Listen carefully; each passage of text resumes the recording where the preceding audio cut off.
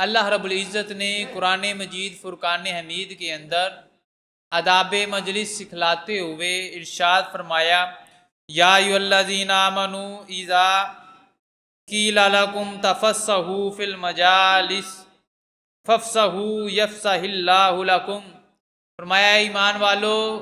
جب تم سے کہا جائے کہ اپنی مجلس کے اندر کشادگی پیدا کرو تو کشادہ ہو جایا کرو، اللہ تمہیں کشادگی عطا کرے گا۔ اللہ رب العزت نے یہاں پر مجلس کے اندر کشادگی پیدا کرنے کا حکم دیا۔ اس آیہ کریمہ کا شان نزول یہ ہے کہ حضور صلی اللہ علیہ وآلہ وسلم صفا کے مقام پر تشریف لائے۔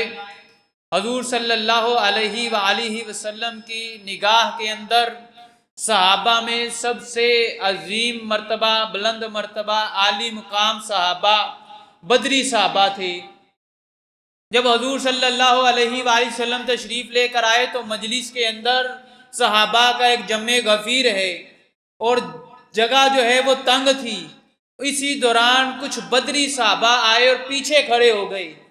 دیکھنے لگے کہ مجلس کے اندر کشادگی پیدا کی جائے اور ہمیں بیٹھنے کے لیے جگہ جو ہے وہ میسر آ جائے۔ حضور صلی اللہ علیہ وآلہ وسلم نے دیکھا کہ جو بیٹھے ہیں صحابہ وہ انہوں نے جگہ نہ دی، تو حضور صلی اللہ علیہ وآلہ وسلم نے جو قریب غیر بدری صحابہ بیٹھے ہوئے تھے ان کو اٹھا دیا، ان کو پیچھے بھیج دیا، اور جو پیچھے بدری صحابہ کھڑے تھے ان کو بلا کر آگے بٹھا دیا۔ اب جب آگے بٹھا دیا تو وہ جن کو پیچھے بٹھایا گیا تھا ان کے چہرے کے اوپر ناگواری کے اثرات گزرے، اور جب منافقین کو یہ بات پتہ چلی تو منافقین کہنے لگے، تمہارا یہ گمان نہیں کہ نبی کریم صلی اللہ علیہ وآلہ وسلم عدل کرتے ہیں؟ حضور صلی اللہ علیہ وآلہ وسلم عدل کے لیے آئے ہیں، تو کیا ہر ایک کا یہ محبت کا تقاضا نہیں کہ وہ مجلس میں حضور کے قریب بیٹھے؟ لیکن حضور صلی اللہ علیہ وآلہ وسلم نے بعض کو اٹھا کر پیچھے اور بعض کو آگے بلا لیا ہے، جو کہ عدل کے خلاف ہے، معاذ اللہ، جو انصاف کے خلاف ہے، جو عقل کے تقاضوں کے خلاف ہے۔ جب یہ بات کی تو اللہ رب العزت نے خود قرآن نازل فرما دیا، یہ کہا، یا ایھا الذین آمنوا، اے ایمان والو، اذا قیل لکم تفصحوا فی المجالس فافصحوا، جب تمہیں کہا جائے کہ مجلس کے اندر کشادگی کو پیدا کر دو تو کشادگی پیدا کر دیا کرو۔ اصول یہ دے دیا کہ اگر میرا نبی یہ کہہ دے کہ تم اٹھ کے پیچھے چلے جاؤ، کشادگی پیدا کر دو، اگر یہ بات عقل کے خلاف نظر آئے، عدل کے خلاف نظر آئے، تو یہ نہیں دیکھنا کہ عدل کے خلاف ہے یا عقل کے خلاف ہے۔ نیکی اور تقویٰ یہی ہے جو مصطفیٰ عطا کر دیں گے، جو مصطفیٰ کہہ دیں گے وہی جو ہے وہ ٹھیک ہوگا، جو مصطفیٰ نے کہہ دیا اسی کے اوپر عمل کرو گے فلاح پا جاؤ گے۔ اس لیے اللہ نے اصول یہ دے دیا کہ جب بات آ جائے عقل کی اور عشق کی، اور بات آ جائے عقل کی اور اطاعت کی، تو پھر عقل کو پیچھے کر دینا ہے، اطاعت مصطفیٰ آگے رکھ لیا کرنی ہے۔ اور یہاں پر نیکی کا معیار اور تقویٰ وہ بھی سکھلا دیا کہ نیکی بنتی تب ہے جب حضور صلی اللہ علیہ وآلہ وسلم اسے عطا کر دیں، اسے بتلا دیں۔ اور حضور صلی اللہ علیہ وآلہ وسلم کے اس عمل سے یہ بات بھی سمجھ آتی ہے کہ جب آپ کسی مجلس میں جا کر بیٹھتے ہیں تو امیر مجلس کو اختیار ہے کہ جسے چاہے اپنے قریب بٹھائے، جسے چاہے دور کر دے۔ اور حضور صلی اللہ علیہ وآلہ وسلم نے، حضرت عائشہ صدیقہ رضی اللہ تعالی عنہ فرماتی ہیں کہ حضور صلی اللہ علیہ وآلہ وسلم نے ارشاد فرمایا، لوگوں کو ان کے مناسب کے بنیاد کے اوپر، مراتب کی بنیاد پر بٹھایا کرو۔ مجلس میں جو جگہ دینی ہے وہ ان کے مراتب اور مناسب کے لحاظ سے عطا کیا کرو۔ اور پھر حدیث پاک کے اندر یہ الفاظ بھی ملتے ہیں کہ بزرگ کی تعظیم کرنا، حافظ قرآن جو قرآن کی تعلیمات کے اندر غلو نہ کرے اس کی تعظیم کرنا، اور حاکم عادل جو حاکم ہے اس کی تعظیم کرنا اللہ کی تعظیم کرنے کے اندر شامل ہوتا ہے۔ جو ان کی تعظیم کرتا ہے گویا وہ خدا کی تعظیم کرتا ہے۔ تو یہاں پر بھی آداب مجلس سکھلا دیے کہ اگر امیر مجلس کسی کو مرتبے کی بنیاد پر، کسی کو تقوی کی بنیاد پر، کسی کو بزرگی کی بنیاد پر پیچھے بعد میں آنے کے باوجود آگے بٹھا لے تو مجلس کے اندر کشادگی پیدا کر دی جائے، اس کی تعظیم کی جائے، اس کو جو ہے وہ حقارت کی نظر سے نہ دیکھا جائے۔ اس لیے کہ حضور فرماتے ہیں خیر المجالس ادساہا، فرمایا بہترین مجالس وہ ہیں جس کے اندر کشادگی ہوتی ہے، جو وسیع ہوتی ہیں۔ یوں تو مجلس کے اندر آداب جو سکھلائے ہیں، وہ آداب کے اندر کہا کہ جہاں پر تمہیں جگہ مل جائے وہاں پر بیٹھ جایا کرو، لوگوں کی گردن پھلانگنے کا حکم نہیں ہے، جہاں جگہ ملے وہیں پر بیٹھ جاؤ، لیکن امیر مجلس کو یہ اجازت ہے وہ چاہے تو کسی کو پاس بلا لے، اگرچہ وہ معتبر اور متقی اور پرہیزگار آدمی ہے، اس کو یہ اجازت نہیں کہ کسی کو اٹھائے اور اس کی جگہ پر بیٹھ جائے۔ حضور صلی اللہ علیہ وآلہ وسلم نے ارشاد فرمایا ایک آدمی مجلس میں بیٹھا ہوا ہے اور اگر وہ کسی وجہ پر مجلس سے اٹھ کر واپس چلا گیا، کچھ دیر بعد آئے تو وہ زیادہ حقدار ہے کہ اسی جگہ پر بیٹھے، لہذا کسی کو اجازت نہیں کہ اس کی جگہ کے اوپر بیٹھے، اس لیے کہ وہ پہلے سے موجود بیٹھا ہوا ہے۔ اور حضرت عبداللہ ابن عمر رضی اللہ تعالی عنہما کبھی کسی کو مجلس کے اندر سے اٹھا کر اس کی جگہ پر نہیں بیٹھا کرتے تھے۔ تو اللہ نے فرمایا اگر یہ کام کرو گے، مجلسیں کشادہ کر دو گے تو میں تمہیں کشادگی عطا کر دوں گا۔ وہ کشادگی کیا ہے؟ فرمایا تمہارے دل کشادہ کر دوں گا، تمہاری دنیا کشادہ کر دوں گا، تمہاری آخرت کشادہ کر دوں گا، تمہاری قبر کشادہ کر دوں گا۔ یہ مجلس کے اندر اگر تم کشادگی پیدا کر دو گے۔ اور پھر حدیث پاک میں الفاظ ملتے ہیں کہ جو شخص مجلس کے اندر آئے اور السلام علیکم کہے اور پھر بیٹھ جائے، اس کے بعد جب جانے لگے تو تب بھی السلام علیکم جو ہے وہ کہے۔ اور صحابہ فرماتے ہیں کہ اگر کوئی شخص مجلس میں آئے اور سلام کہہ کے بیٹھ جائے اور جب اس کو کوئی حاجت محسوس ہو اور وہ جانا چاہے تو السلام علیکم کہہ کر چلا جائے، وہ بندہ اٹھ کر چلا گیا ہے، لیکن جب تک یہ بندے یہاں پر بیٹھ کر اللہ کا ذکر کرتے رہیں گے، جو مرتبہ اور ثواب ان کو ملے گا اللہ اس کو بھی عطا فرما دے گا۔ یہ مجلس کے اندر بیٹھنے کے آداب جو ہیں وہ حضور صلی اللہ علیہ وآلہ وسلم نے سکھلائے ہیں۔ اور پھر یہ بھی بتلا دیا کہ جب آپس میں دو لوگ بیٹھے ہیں تو کوئی تیسرا ان کے درمیان آ کر نہ بیٹھے، بیٹھنا چاہتا ہے تو اجازت لے، اور جب تین لوگ ہیں تو دو لوگ آپس میں سرگوشی نہ کریں، ایک دوسرے کے کان کے اندر بات نہ کریں کہ تیسرا اس کے متعلق غلط گمان کرنے لگ جائے کہ میری غیبت کر رہے ہیں۔ یہ بھی آداب مجلس سکھلا دیے۔ اور یہ بھی کہ اگر دو لوگ یا تین لوگ یا 10 لوگ یا زیادہ لوگ ایک زبان سمجھتے ہیں تو اسی زبان میں بات کی جائے جس کو سبھی لوگ سمجھتے ہیں۔ ایسی زبان کا استعمال کرنا جو عام لوگ سمجھتے نہیں ہیں، صرف خاص کسی کو سمجھانے کے لیے بات کرنا، اس کی بھی مجلس کے آداب کے خلاف قرار دیا ہے۔ تاکہ کیوں؟ اس لیے کہ اس سے مجلس میں بیٹھنے والوں کی دل آزاری ہو سکتی ہے، اور دل آزاری سے بچایا گیا ہے۔ یہی وجہ ہے کہ حضور صلی اللہ علیہ وآلہ وسلم فرماتے ہیں کہ جب تم کچا لہسن اور پیاز کھا لو تو پھر مسجد میں نہ آیا کرو۔ نماز باجماعت پڑھنے کا حکم ہے، لیکن فرمایا جب کچا پیاز اور لہسن کھا لو تو مجلس میں نہ آیا کرو، مسجد میں باجماعت نماز بھی نہ پڑھنے آیا کرو، اس لیے کہ تمہارے منہ کی سمیل کی وجہ سے ساتھ والے کو اذیت ہوگی۔ اس لیے فرمایا کہ تم بولو بھی نہ، اذیت اس کو ہوگی، اس لیے فرمایا کہ اس حالت کے اندر مسجد میں نہیں آنا۔ اگر آنا ہے تو پھر منہ کو، جسم کو، ظاہر اور باطن اس کو پاک کر کے آؤ۔ جس طرح تم وضو کر کے اپنے ظاہر کو پاک کرتے ہو، تو جب نماز کے لیے مجلس کے اندر آ جاؤ تو پھر دلوں کو بھی پاک کر کے بیٹھا کرو، کینے سے، بغض سے، عداوت سے، نفرت سے، حسد سے، دنیاوی غرضوں سے نکل کر بیٹھا کرو۔ اور پھر جب مجلس میں بیٹھ جاؤ تو ہمہ تن ہوش ہو کر گفتگو کو سنا کرو۔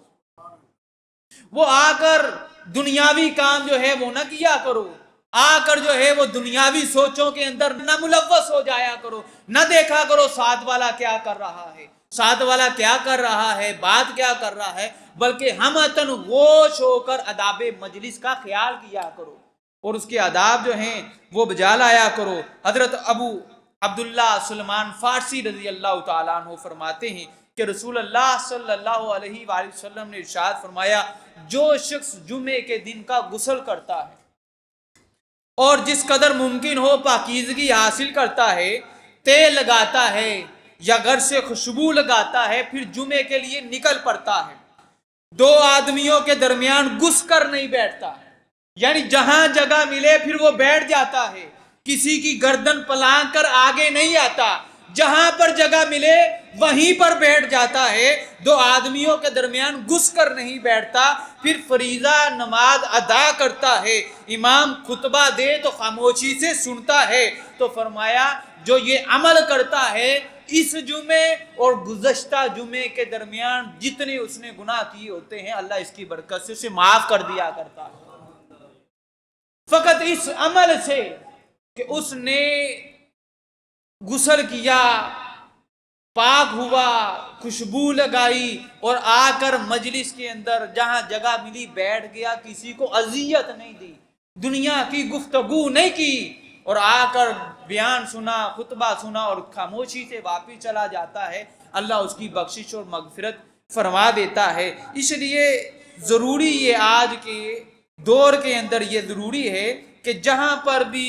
موقع ملے مجلس کے اندر تو آداب مجلس کا خیال کیا جائے، اور یہ بھی یہاں پر یاد رکھے کہ معلوم ہونا چاہیے میں کس جگہ پر ہوں، مجھے کیا پہننا ہے، کیا بولنا ہے اور کیا نہیں بولنا ہے، یہ بھی آداب مجلس کے اندر ہیں۔ اب کوئی مجلس میں یا مسجد میں آ جائے اور اس کو اتنا ہی نہیں پتا کہ میں مسجد میں رہا ہوں اور وہ نکر شرٹ پہن کر نماز پڑھنے کے لیے آ جائے، تو یہ بھی آداب مجلس کے خلاف ہے۔ تو اس لیے جس جگہ پر جا رہے ہیں اس کے آداب کا خیال رکھنا بھی جو ہے وہ ضروری ہے۔ اور پھر حضور صلی اللہ علیہ وآلہ وسلم فرماتے ہیں جب بندہ مجلس کے اندر آ جائے، بیٹھ جائے اور بیٹھنے کے بعد یہ اٹھے تو یہ دعا پڑھا کرے، سبحانک اللہم و بحمدک اشہد ان لا الہ الا انت استغفرک و اتوب الیک۔ فرمایا جو بندہ مجلس سے اٹھتے وقت یہ دعا پڑھ لے گا، مجلس کے اندر جتنی بھی خطائیں ہیں اس کا کفارہ بن جایا کرے، اس کے خطاؤں کے لیے دعا ہی کافی ہے۔ اور پھر حضور فرماتے ہیں جو کسی مجلس میں جائے اللہ کا ذکر نہ کرے، حضور پر درود و سلام نہ پڑھے، تو پھر اس کے اوپر افسوس ہوگا، اسے حسرت ہوگی اس مجلس میں جانے پر، اور پھر اللہ کے اوپر ہے کہ اسے بخش دے یا اس کی جو ہے وہ پکڑ فرما لے۔ اس لیے جب کسی مجلس کے اندر تشریف لے جائیں تو جا کر وہاں پر اللہ کا ذکر کرے، اللہ کی حمد و ثنا کرے اور وہاں پر گفتگو جو ہے وہ کی جائے، گفتگو ہو رہی ہے اس کو ہمتن غوش ہو کر جو ہے وہ سنا جائے، اگر ضرورت آئے تو آداب مجلس کا گفتگو کرنے کی ضرورت پیش ہو تو آداب مجلس کا خیال جو ہے وہ رکھا جائے۔ اور پھر اسی آیہ کریمہ کے اندر آگے اللہ نے فرمایا وَإِذْ قَالَ انشُزُوا فَانشُزُوا يَرْفَعِ اللَّهُ الَّذِينَ آمَنُوا مِنكُمْ، فرمایا اور جب تم سے کہا جائے کھڑے ہو جاؤ تو پھر کھڑے ہو جایا کرو، اور اے ایمان والو والذین اوتوا العلم درجات، علم درجات، فرمایا جن کو علم دیا ہے وہ درجات کے اندر بلند ہوتے ہیں، واللہ بما تعملون خبیر، اور جو تم کر رہے ہو اس کے اللہ جو ہے وہ دیکھ رہا ہے۔ تو یہاں پر اللہ رب العزت نے پہلے تو آداب مجلس سکھلائے کہ آداب مجلس ہیں کیا، کہ جب مجلس میں بیٹھنا ہے، مسجد میں آنا ہے تو مجلس میں پہلے السلام علیکم کہیں، اس کے لیے پاک اور صاف ہو کر آ جائیں۔ اور یہاں پر ایک اور بھی مسئلہ یاد رکھیں، جب بندہ نماز کے لیے آتا ہے سنتیں پڑھ لے اور سنتیں پڑھ کر وہ جماعت کے انتظار میں بیٹھا ہوتا ہے تو گویا وہ عبادت میں ہوتا ہے، تو لہذا اس وقت آ کر مسجد میں اونچی آواز سے سلام نہیں کرنا چاہیے، اس لیے کہ جو عبادت کے اندر ملوث ہوتا ہے اس کو سلام نہیں کیا جاتا ہے۔ یہ اداب مجلس کے خلاف ہے کہ بندہ نماز کے اندر بیٹھا ہے آپ اس کو سلام کریں، اور بہت سے لوگ اس کے اوپر غصہ کرتے ہیں کہ میں نے سلام کہا تھا تو جناب نے جواب نہیں دیا، حالانکہ آپ کا یہ طریقہ ہی شریعت کے خلاف تھا۔ آپ کو معلوم ہونا چاہیے کہ جب جماعت کا انتظار کیا جا رہا ہے تو وہ بندہ حالت نماز کے اندر ہی ہوتا ہے، دنیا کی گفتگو سے منع کیا گیا ہے۔ اب یہ سوال پیدا ہوتا ہے جب ہم نے مجلس کو پڑھ لیا، سن لیا کہ مجلس کے آداب یہ ہیں کہ جہاں پر جانا ہے، بیٹھنا ہے، یہ ساری چیزیں دیکھ لیں، تو سوال یہ پیدا ہوا کہ کون سی مجلس میں جا کر بیٹھا جائے، کون سی ایسی مجلس ہے جہاں پر بیٹھنا ہے، جس سے بچنا ہے، اور کن لوگوں کی ہم نشینی کو اختیار کرنا ہے، کن سے بچنا ہے۔ تو آئیے یہ بھی حضور صلی اللہ علیہ وآلہ وسلم سے پوچھتے ہیں، یا رسول اللہ صلی اللہ علیہ وآلہ وسلم، ہم کن کی مجلس میں بیٹھا کریں، ہم کن کے ہم نشیں ہوا کریں، کن کے قرب میں بیٹھا کریں؟ تو حضرت عباس رضی اللہ تعالیٰ عنہ وہ روایت کرتے ہیں کہ رسول اللہ صلی اللہ علیہ وآلہ وسلم سے پوچھا گیا، ایو جلسائنا خیر، فرمایا پوچھا گیا، عرض کی حضور کس کے قریب بیٹھنا ہمارے لیے بہتر ہے، کس کی ہم نشینی ہمارے لیے بہتر ہے؟ حضور فرماتے ہیں، من ذکرکم اللہ رؤیتہ، جس کو دیکھ کر اللہ کی یاد آ جائے اس کے قریب بیٹھنا بہتر ہے۔ فرمایا وزاد فی علمکم منطقہ، جب وہ گفتگو کرے تو تمہارے علم میں اضافہ ہو اس کی مجلس میں بیٹھنا بہتر ہے۔ فرمایا وذکرکم بالآخرۃ عملہ، اور اس کے عمل کو دیکھ کر تمہاری آخرت بہتر ہو جائے، فرمایا اس کی مجلس میں بیٹھنا جو ہے وہ بہتر ہوتا ہے۔ جس کا عمل تمہیں آخرت کی یاد دلا دے، فرمایا جس کے اندر یہ تین خصلتیں پائی جائیں، ایسی مجلس کے اندر جایا کرو، وہاں پر بیٹھا کرو، اس لیے کہ یہ مجلسیں وہ مجلسیں ہیں جو اللہ کی جنت کے باغ ہوتے ہیں، وہاں پر جایا کرو اور خوب پھل کھایا کرو۔ صحابہ نے کہا یا رسول اللہ کی جنت کے جو باغات ان کے پھل کیا ہیں؟ فرمایا کہ علم کی مجلس میں بیٹھنا گویا جنت کے پھلوں کو کھانے کے مترادف ہے، اس لیے وہاں پر بیٹھا کرو کہ جس جگہ سے تمہیں علم ملے، جس جگہ سے اللہ کا قرب ملے، جس جگہ سے آخرت کی یاد دہانی مل جائے، اس مجلس کے اندر جو ہے وہ بیٹھنا چاہیے۔ تو جب ہم کسی گوشہ نشین کے پاس نعرہ تکبیر، نعرہ رسالت، نعرہ حیدری، علماء حق اہل سنت، میں اسی بات کے اوپر بات ختم کر رہا ہوں کہ ایسی مجلس کہ جس کے اندر اللہ کا ذکر، اللہ کی معرفت، اللہ کی یاد، علم میں اضافہ ہو جائے اور آخرت کی رغبت مل جائے، ایسی مجلس میں بیٹھنے کا حضور نے حکم دیا ہے۔ اور کس مجلس میں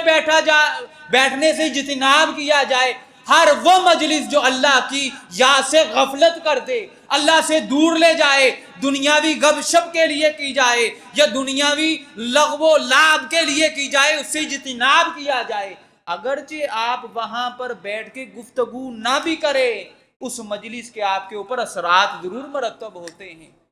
اس کے اثرات ضرور پڑیں گے، اس لیے نیک اور اچھی مجلس جو ہے اس کے اندر بیٹھنا چاہیے۔ سوال یہ پیدا ہوتا ہے کہ اگر ہم کسی مجلس میں بیٹھیں تو ظاہری طور پر ہم نہ عبادت کریں، نہ ریاضت کریں، نہ تسبیح پڑھیں، نہ نفل پڑھیں، کوئی نیک کام بھی نہ کریں، تو پھر اس مجلس میں بیٹھنا عمل خیر کیسے ہو سکتا ہے؟ یہ عمل خیر اسی طرح سے ہو جاتا ہے کہ کسی کے نیک بندے کا دیدار کرنا، اس کی صحبت میں بیٹھنا بندے کے لیے برکت کا باعث ہوتا ہے۔ جیسے حضور صلی اللہ علیہ وآلہ وسلم نے فرمایا النظر الی الکعبۃ عبادہ، کعبے کو دیکھنا بھی عبادت ہے۔ فرمایا النظر الی وجہ علی عبادہ، علی کے چہرے کو دیکھنا بھی عبادت ہے۔ فرمایا النظر الی وجہ العالم عبادہ، عالم دین کے چہرے کو دیکھنا بھی عبادت ہے۔ فرمایا ما من ولد بر برن ینظرو الی والدیہ نظرۃ الرحمۃ الا کتب اللہ لہ بکل نظرۃ حجۃ مبرورہ. ایک بچہ اپنے والدین کی طرف، اس کے چہرے کی طرف محبت کی نگاہ سے دیکھے، اللہ مقبول حج کا ثواب عطا فرما دیتا ہے. فرمایا، عرض کی صحابہ نے، یا رسول اللہ اگرچہ دن میں 100 مرتبہ دیکھے؟ فرمایا نعم اللہ اکبر و اطیب، ہاں اللہ کی نعمت سے بعید رہی ہے. 100 مرتبہ بھی محبت سے والدین کو دیکھو گے تو اللہ مقبول حج کا ثواب عطا کر دیا کرے گا. تو جب نیک مجلس میں، اللہ والے کی مجلس میں بیٹھ جاتا ہے بندہ، اللہ عالم دین کے، عالم ربانی کی مجلس میں آ جاتا ہے، جہاں سے علم ملتا ہے، جہاں سے حضور کی محبت ملتی ہے، جہاں سے رب کی معرفت ملتی ہے، جہاں سے فکر آخرت ملتی ہے، وہاں پر جب بندہ آ جائے، نیک عمل نہ بھی کرے، فقط اللہ کے ولی کی بارگاہ میں، اللہ کے یار کی بارگاہ میں آ جائے، تو اس کے انوار و تجلیات جو اس ولی کے سینے پر گر رہے ہوتے ہیں، اس سے آنے والوں کو بھی فیض مل جایا کرتا ہے. ان کے دل بھی معطر ہو جاتے ہیں، ان کے دل بھی جو ہے وہ جو زنگ لگا ہوتا ہے، اس اللہ کی انوار و تجلیات سے ان کے دلوں کو طہارت جو ہے وہ میسر آ جاتی ہے. اس لیے مجلس کے آداب بھی بتلائے ہیں اسلام نے، اور یہ بھی بتلایا ہے کہ کس مجلس میں جا کر بیٹھنا ہے. ہر مجلس بیٹھنے کے لیے نہیں ہوتی، اس مجلس میں بیٹھا جائے جہاں سے اللہ کی محبت، اللہ کے رسول کی محبت اور معرفت جو ہے وہ نصیب ہوتی ہے. اللہ رب العزت کی پاک اور بلند بارگاہ میں دعا ہے کہ اللہ ہمیں حقیقی معنی کے اندر قرآن و سنت کو سیکھ کر، سمجھ کر عمل کرنے کی توفیق عطا فرمائے. آداب مجلس کا اور آداب مسجد کا ہمیں خیال کرنے کی توفیق عطا فرمائے. وآخر دعوانا ان الحمدللہ رب العالمین.